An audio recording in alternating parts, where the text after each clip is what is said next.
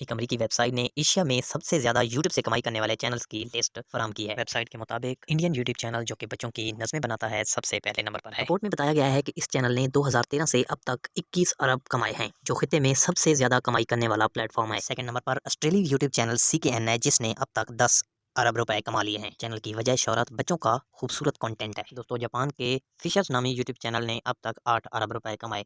اس channel کی وجہ شہرت انٹرٹینمنٹ کنٹینٹ ہے۔ میں فورتھ نمبر پر جس چینل کا ذکر کیا گیا ہے وہ ہیں فلپائن کے رافے تولفو، جنہوں نے اپنے نام سے یوٹیوب چینل کریٹ کیا اور اب تک 7 ارب روپے کما لیے۔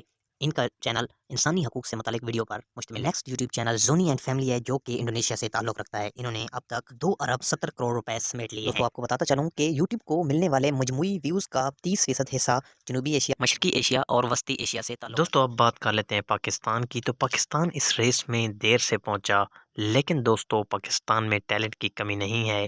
اب وہ وقت دور نہیں جب پاکستان ان ممالک کی صف میں شامل ہو جائے گا۔ آج کے لیے اتنا ہی، دعاؤں میں یاد رکھیے گا۔ پاکستان زندہ باد۔